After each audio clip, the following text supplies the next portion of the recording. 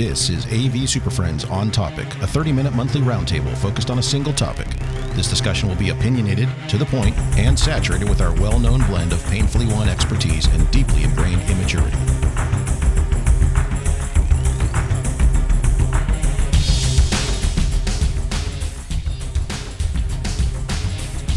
For June 2022, it's the AV SuperFriends On Topic. Welcome back, everybody. Time for another Friday afternoon podcast adventure. I just realized it is Friday the 13th right now. We don't have any scary It's themes. spooky. Well, I guess we have some spooky news, maybe. Would that count? We'll see. Maybe. We can do some Maybe in spooky stuff October, here. we'll have some more spooky news. We'll have some actual news in October, but There right you now, go. Come back in October. We'll have that figured out for you guys. My name is Chris Tector. I'm joined by Jamie, Marc, and Justin today. And this being June, and our June show, so if you're listening to this, and based on our statistics, you're listening to this the first day it gets released. So you're listening to this before InfoComm. So this is our InfoComm Preview, InfoComm Special, our Extravaganza. Our InfoComm Extravaganza. I like that. We'll use that. So that's all we're talking about today is InfoComm related stuff. We don't have any AV news. We don't have any long pre-topic. show. We just, lots and lots of stuff for InfoComm. What we're going to do is we're going to go through every single one of the press releases one by one. And then we have a list of every booth, and we're going to go through and identify something at every booth you need to see. Mm-hmm. Well, I'd like to leave time to go through the calendar of classes so that we can go over which ones are worth going to or not. I could talk a little bit about to one. Choose some. No. Yeah. I could talk about one that's worth going to. I can tell you the ones that aren't going to be there anymore. Justin, let's start with yours, which actually starts before InfoComm. So tell us all about it. So yeah, we've been, I guess we're going to come back with the, what is it called? How to effectively manage AV staff. I think it used to be called How to Effectively Manage AV Staff in Spaces. I'm teaching with Justin Watts from Apple. So if you're looking for a 3-day course and haven't signed up for one, go ahead and sign up. Maybe it's full by now or then, or the future Justin may be full. I don't know. Justin and Justin show. Is that what it is? Talking about the Justin and Justin show. It wasn't Justin and Justin show just in time AV staffing. Yes, it could be called that too. You guys should really rename that class. Yeah, we're going to work on that. I like just-in-time AV staffing. Yeah. So yeah, it's been really targeted for higher education, and we're trying to make it more towards technology managers in general for corporate and all of that stuff. So talk about standard operating procedures and SLAs and onboarding and all kinds of fun stuff. Capital punishment. That's towards the end where you talk about dealing with difficult people. You actually get to act things out. Difficult relationships. Yeah, we really have a therapy session. No, that's amazing. No shit. Like that's a whole section that we got to go through. So we'll like pull people out of the audience, say, "Hey, this is what you're going to do, and this is how you're going to talk to this person. Just don't hit them." How does it make you feel? And we talk about how we feel. So yeah, I think we spend a whole day on writing standard operating procedures. Oh, man. Oh, you're really training people for that management where they don't accomplish anything, but they generate a lot of paperwork. We can generate a crap ton of paperwork for you. That's not a problem. Chris, you got a kind of a cool thing too going, don't you? Yeah. Well, I'm doing a case study presentation. Yeah. So, sign up for that too. Sign up for the case study presentation, which is this is where I'm caught flat-footed and I have to look up when it is. Jamie, if you have that open, what day is it on? It's on Thursday at Thursday at 10:30 or something. There's notes, Chris, somewhere. I don't know where. I didn't have that in the notes. Unfortunately, I will not be attending, but I wanted to promote the rest of you attending.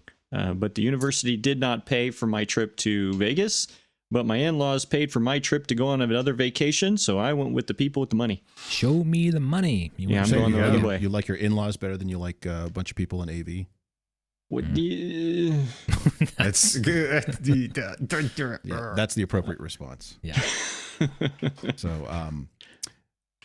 So anyway, I'm presenting a case study with Josh Foster from Indiana University. And it's about when I was at IU. We did a retrospective. Started with some small scale projects, and then some very large scale projects using alternate control systems. So it was not one of the big Trons. We'll leave that out and we'll surprise you at the show with the presentation about that. But it's not so much about what product we use, but the process of determining what sort of control systems fit best in an ecosystem, how they fit a support model, how what features do they bring, what are the pros and cons, costs, all that sort of thing of large scale, going like over 100 rooms of another complete control system and transport ecosystem. So that is on Thursday at I believe that is at 10:30 a.m. It's IT05 case study implementing alternative control systems. So I think it's probably, in fact, more relevant to people right now because some of control systems are a little bit touch and go, and decisions need to be made. Moving forward has to happen. Touch and go, is that a pun, or is that? Did you mean to do that? We're going to give him credit for it either way. No touch. Clearly, he did not mean to do it. No touch. It's on the scoreboard. Possibly in his thing, he'll tell you whether or not you're touching things or pressing buttons. We're all going to upgrade to Amazon Fire Sticks to control everything. We're touching things and waving at things. It's all touchless now. It's all gesture based. It's all gesture based. It reads faculty doing dances in how front of the fast you blink your eyes, and that's where it's getting its information. It may or may not have done a gesture based OS. It does not work well with Tourette syndrome. Well, so a couple things. What we can say though is, go ahead, Jamie. we're going to say the same thing. I'm going to defer to you. All right. So as a group, we've got a couple of things going on here. So the AV Super Friends, as a group, are doing a couple of things here. We're doing some recordings at the Stare-In booth, thanks to our friends there. We don't have those times locked down yet. Still trying to work out some of the details. Best bet, follow us on Twitter, at AV Super Friends on Twitter for more information on that. So jump on there. We'll keep you posted. We're also going to be doing some show floor tours. But we're going to be doing these kind of spur of the moment at various times. I find it challenging now to try to plan those out when we don't know exactly what's going to be there. And I mean, we know who will be there, but we don't know physically what they're going to have. So we're going to be definitely targeting Friday. In the past, we've referred to this as our Friday morning hangover tour. So you can kind of try to work off your Thursday night parties, get a big cup of coffee, bring your mimosas, or your Shirley Temples or whatever you might need with you, and we'll wander the floor together and look at some cool stuff. We really want to target those little tchotchke booths, the 3 people from a garage in Kansas, or one guy who's got an interesting kind of approach to something. That's the stuff we're really looking for, because we'll hear about all the big stuff.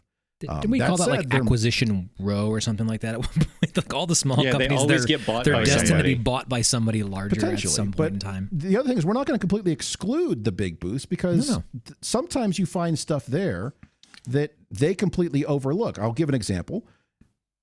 Several years ago, Crestron announced an NVX receiver that fit in an OPS slot, and everybody ignored that. That was arguably the biggest product of the show, and they didn't even know it. So things like that we might find at a big manufacturer's booth, but it's going to be one of those oft overlooked products. So that'll be an interesting tour. So follow us on Twitter, at AV Super Friends on Twitter. We'll keep you updated when that is, where we're starting, what we're going to go look at, and we want you to come hang out with us. Yeah, if you're interested in how we look at things, if we're looking at how we view value of things and the things that we see as interesting, maybe a little bit of insight behind the scenes of what we think are clever or valuable solutions that help us solve some unique problems that we may have. I promise you, I swear to you, that the AV Super Friends will not show you a milk crate during the tour. Remember that? Is that a thing? That was a thing. Wasn't that thing last year with somebody had milk crates everywhere with like little QR codes and didn't have any product? No, that was CES. That was LG. Oh, okay. They didn't LG. want to roll out all of their displays, so they just put these more than a milk crate, but these little pedestals, and all they had was a QR code. Yeah, but everybody forgot their magic goggles, so they couldn't see the thing. You have to have your magic goggles to see. Chris will be doing a solo tour of all of the goggle booths. Everybody's doing all the VR. And that will be completely in VR. So bring your VR goggles. We're going to look at only VR products, which suspiciously feel like getting punched in the face. And you don't have to walk. Part of the experience. You can just stand there and just look around like you're lost. Right. Also, I am providing a free service to anybody. I will break VR goggles, no charge. So there you go. That saves you from trying to integrate them 2 years down the road. Do they have to sign up for that? Is that a service? No, I'm providing that service even if they don't want it. Okay, it's free. Just roaming around doing that. Excellent. So. Excellent. Let's see what else we got here. On Friday at noon, shoot, I don't know where this is either. Well, we'll defer to Hetma. On Friday at noon, so come hang out with us all morning. We'll wander the show floor together and talk all sorts of cool stuff. And then Friday at noon, there is a Hetma reception. If you're not a member of Hetma and you're listening to this, please go join hetma.org. You learn how to spell it. There is a Hetma reception. Get signed up for that. So we're doing a presentation there kind of on our more panel discussion, wide ranging. We want to talk about some stuff we've seen that week. We want to get some feedback from people. We want to hear some questions from the audience. So that one's going to be very interactive. It's not going to be sitting there listening to 4 or 5 people talk at you. We want to talk to you. We want you to talk just as much as we are. So join us at the Hetma reception Friday at noon. I'm not 100% exactly sure which room it's in. It's in one of those inscrutable rooms in one of the 17 different venues that is now comprises the Las Vegas Convention Center. But sign up at hetma.org and you can find more information about that. Excellent. Oh, cool. I think that covers all the stuff we're doing. That we know of so far. So let's look at the crystal ball, right? What do you guys think you're going to see? Hopefully not milk. What's your expectations? I mean, you're going, right? What's your expectations? What do you think's going to happen? Chris, you went last year. So, I mean, that was the year of nobody. With 7,000 other people. So despite that epithet of there was nobody there was 7,000 people there, which is a monstrous show on any other day, but it's not the same as InfoComm. Is there anything you're excited to see? Wow, I really, or a group you want to go talk to specifically? Well, I think there's all sorts of people we want to talk to. There's things I'm excited to see. I'm excited to see who out there is actually going to announce something new that they've been playing close to the vest, and whether or not that's an actual product, or is it more of we back to here's something we're working on and it'll ship eventually. Is that a game we're going to play? Like new announcements that's actually shipping? Well, I don't know if we'll see any of that. Yeah. That's going to, that's going to be rare. That's the unicorn. That is a unicorn. Who's going to do that? It's going to be somebody like one of the 7,000 brands of Legrand will be doing, Legrand, as I've been corrected several times. Oh, yeah. Somebody like Middle Atlantic or Chief will announce stuff that is shipping because they can actually manufacture hardware here in the U.S. Nothing cast. I don't want any cast products. I want a technology product that has a power cord. You weren't specific of that, so. I would like to see something that's not just rebranded somebody else's.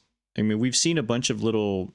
You don't want to see the same exact boxes from unknown Chinese manufacturer with somebody else's name on it? With somebody else's screen print on there and maybe a different connector. But we're seeing the exact same thing come out from everybody, and I'm just kind of yawn. And it's 17 press releases. I'm like, somebody, come on. Yeah, manufacturers, if you're hearing this, things a little bit. Your old box with USB-C on it is not a new product. Also, I have concerns about USB-C in general because very few are actually deploying that correctly. So, it does raise some questions. Are we going to see any? Ryan, what do you guys think? Are we going to see any? No, we're not going to see. I don't think we're going to see any big groundbreaking products, but are we going to see anything that well, that's interesting? Well, I mean, do you think that manufacturers, hey, remember this box from last year? Look what it can do now. It's like, does that matter? Software updates on old boxes with a new model number. I don't know. Let's put a pin in that and come back to it in a few minutes because I think you're exactly right. But back to the new announcements of things. Are we going to see anything that's like, here's something legitimately a new product line, expanded product line, something like that catches our eye, shipping or not, that might actually be worth viewing? I don't think anybody's going to see anything exclusively announced at InfoComm and only at InfoComm. I think we will see a lot of, if you're there or at home, you're going to see the same announcements. I don't think you're going to have any unique unicorn things that are. You don't think anyone's going to come out with they've been holding their back pocket this entire time? I wish they would, but something tells me don't bet on that. No, I think they will. I think everybody has one in their back pocket that they're holding, but I think it's something none of us want. Yeah, it's a wireless presentation box of some sort. I don't want that. No, exactly. No, it's this new codec thing that we've been making fun of. It's the all-in-one connect to Teams or Zoom or whatever.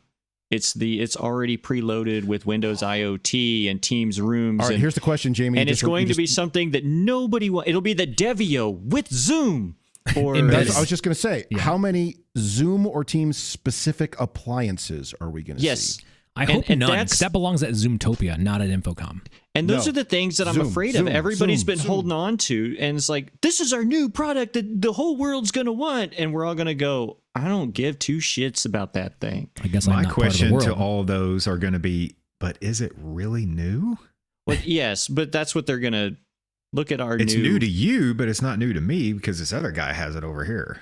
It's just a different screen printing on the box. It's just you have a different name on your box. Like, what the hell? This thing does it over here. Like, why is that new? If could we do a photo shoot of like, here's the 7 versions of it, all with different names? Oh, that's the game. How many versions of the exact same thing can you find? And what is the number one version of that that's out there? Like, and it could be different shapes. Whose different firmware size was the best one that you saw on the That's the real question. Camera? Yeah, because the hardware is like 99% the same. It's all OEM from somebody else, but then you get the firmware on it. I mean, I was working, I won't say who, but I was evaluating some cameras from a company who has not made cameras before, and they announced, hey, we have a new line of cameras. They were very aggressively priced, and they met everything on paper. It looked good. But once you got into the firmware, it was entirely just OEM stuff, and I didn't want to deal with that. Mm-hmm. I thought you were going to say they did everything except have image. That would have been the greatest thing. I'm just afraid that's what this year's going to be. It's all going to be the look at our new Poly thing. This is not useful. Well, I would assume that'll come from Poly. Yes, but you never know. Why are you throwing Poly under the bus? What'd she do? Yeah. That's we're supposed to be device agnostic here, aren't we? My bad. I don't think that's much. My bad. Shouldn't openly pick on any particular company unless it's Crestron. So I would be curious so you're going to have these monster booths look like they're all back. You're going to see the giant Sony, Crestron, to throw them out there. The Panasonics who have these monstrous booths. Are they going to have, stuff to show, or is it going to be last year's stuff with just, maybe a feature change or something? Is it going to be exactly the same? Crestron's is going to look like a new shopping center. Coming soon. Coming soon. Coming soon. Coming soon. To me, the question I have is, do you think you're going to see, like, and Chris, you were there last year. Were there any elaborate booths, like over the top, like years past, we've seen some like really extravagant. I will say yes booths. With a caveat, not in the sense where they were like, we built a haunted house or something crazy like that. Right. The people who did show up with their stuff and built out their full booths that were really interesting were the direct view LED vendors who were trying to get into the US market, and they still built out their spaces with their crazy 3D stages and all sorts of stuff like that. So if you wanted to see that and experience it, you could. They brought all their stuff, and I think it's probably because they had planned to get it all shipped over here anyway, and said it wasn't on tour. It was there. Yeah. But for the most part, it was smaller, and there was a lot of booths with not much of anything. There was still plenty of product there, but it was interesting those who still showed up but didn't really participate, which was odd. So, well, I think now back to Justin's thing. If we're not going to see a ton of new products, what? So your goggles are going to be updated to see 4D. Mm-hmm. That's that haptic feedback of the punch in the face. That's right. It feels like a punch in the face. Yeah. It's unrelated, though. Literally. So Justin, you mentioned, what about seeing stuff that was around last year or 2 or 3 years ago, but now it's the same hardware or maybe slight revisions, but for the most part, exactly the same, but now with new features.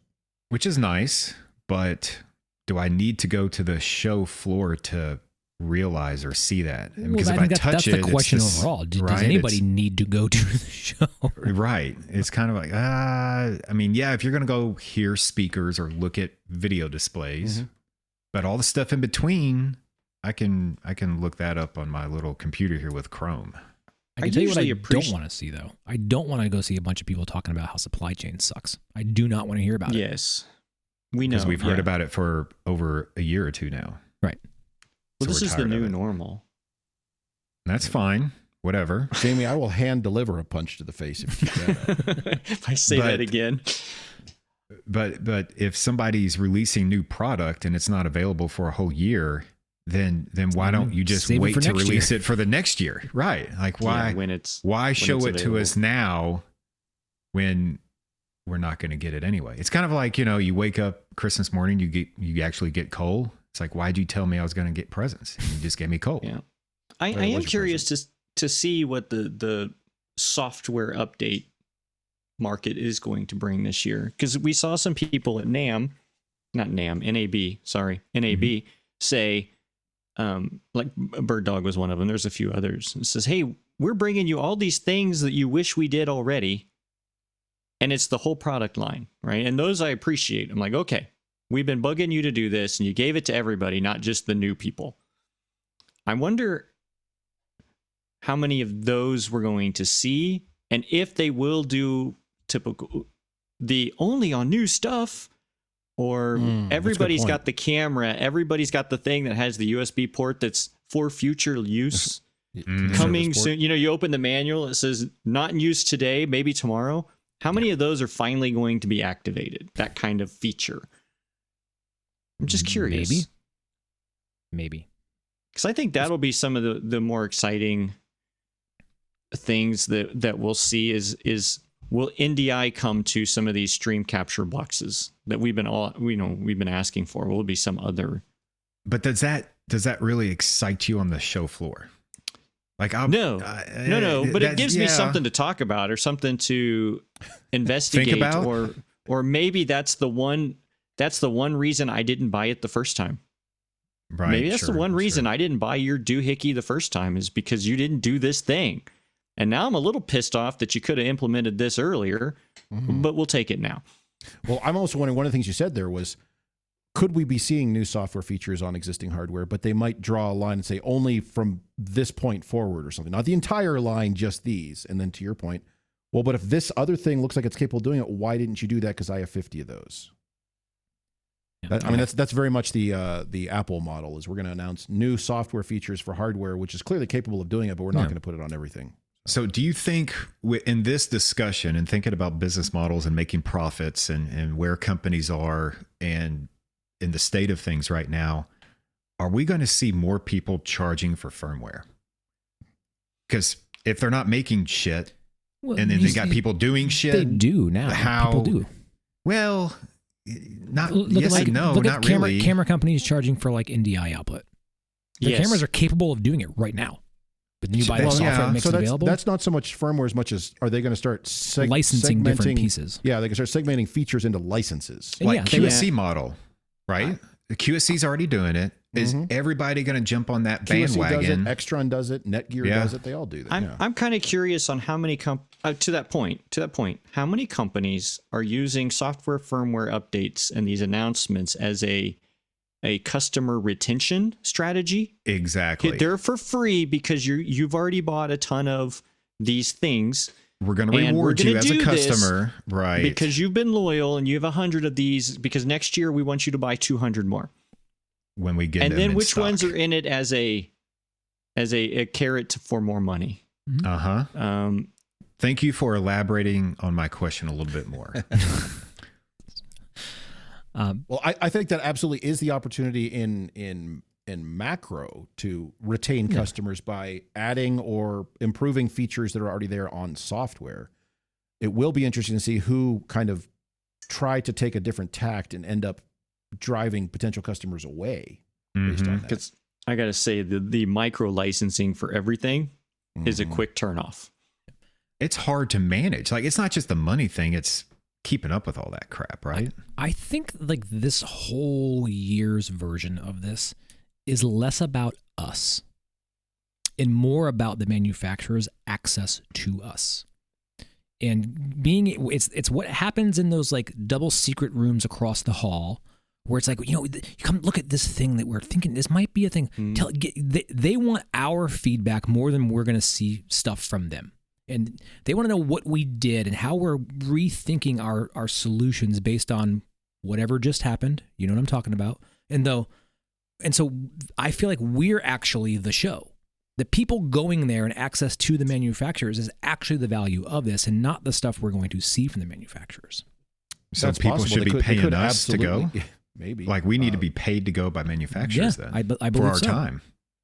So that raises a question then. Are they going to, is anybody out there going to, let me rephrase, are any of the large manufacturers, the tastemakers, really going to take advantage of that? I think they will. I think you're going to see some focus group stops, or you're going to see stuff 3 off or the 4 beaten new path things we want to show you. These, what do you think? So I think the real show is not on the floor. I think the real show is going to happen adjacent to the show. So if you recall, Mark, a couple of years ago, you and Don and I went and looked at an item in the secret room, and I won't say who, but Panasonic.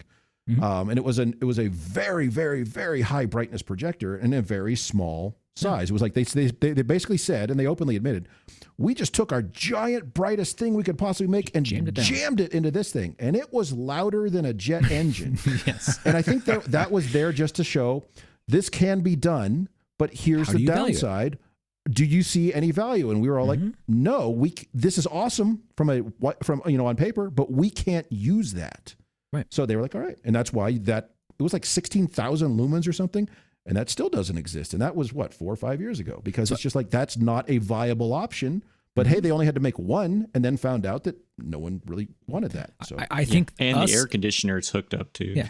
Us as like end user / whatever definers, we are going to this show to create data for the manufacturers. They want access to us in real life so that we can actually talk about the challenges we've had to usher in the new product cycle. This is like the dirty work of what's going on in the industry. Like they need to talk to us, and this is the actual engineered venue to have that conversation. Not That's a good point. They should think of this as a massive focus group opportunity with end users. And to me, that's the value of the show. If outside of that, I don't expect to see any magic unicorn boxes of any type. So I've got one more thing I want to raise. If anyone, before I'll let you guys all finish out. I got one more thing related to potential products. So anybody else, any thoughts on unicorn boxes? Okay. So I'm wondering how many manufacturers are going to announce new products, but they're going to announce new software products. Hey, we have this new central console with which you can do all sorts of this stuff. We have this new management interface that can do all these things. We have this completely new UI for the thing you've been using for years. We have a new discoverability platform for managing your 1,500 DSPs or whatever. That sort, because that doesn't require you to ship any new hardware. That's just like, all right, hey, let's focus our engineering teams on the software side of things and build something that might really be be useful.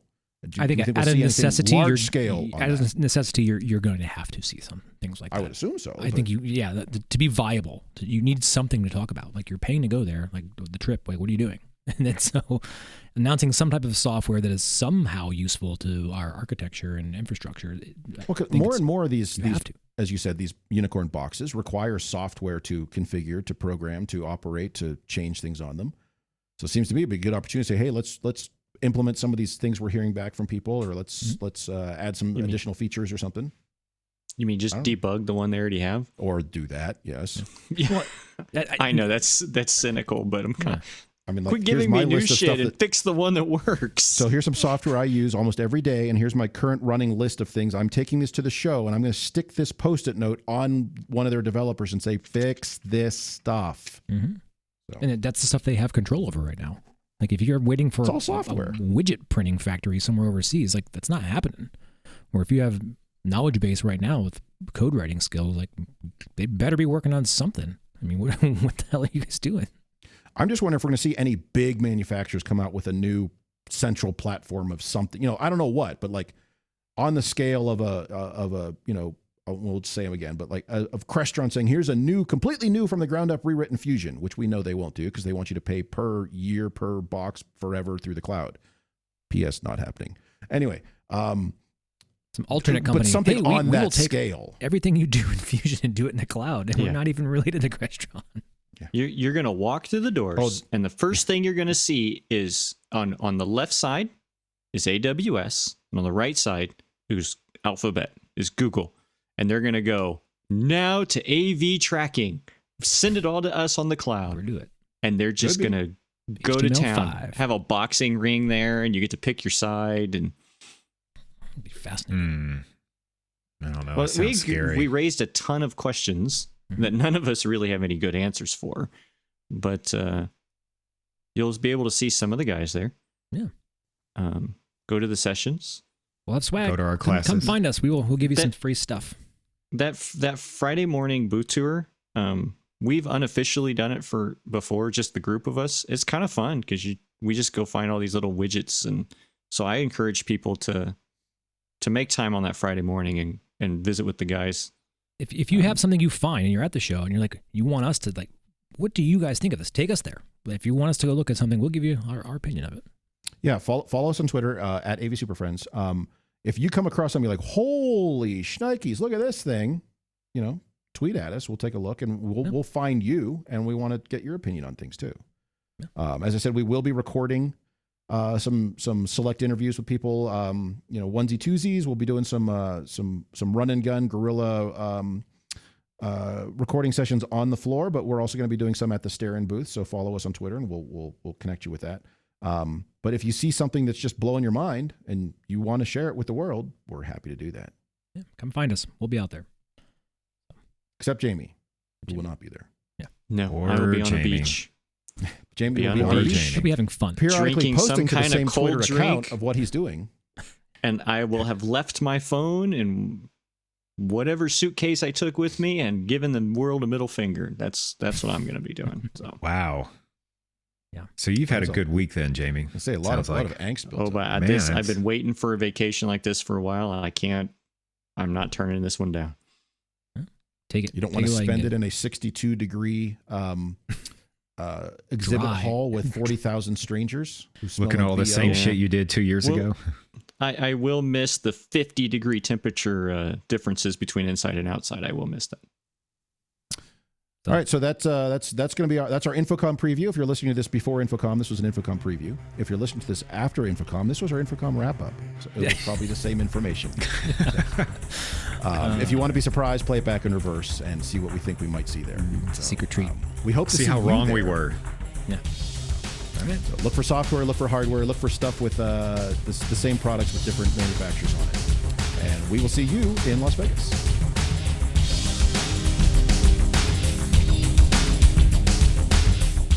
Thanks for putting up with yet another episode of AV SuperFriends On Topic. You can contact us with questions, topic ideas, or general complaints at avsuperfriends.com.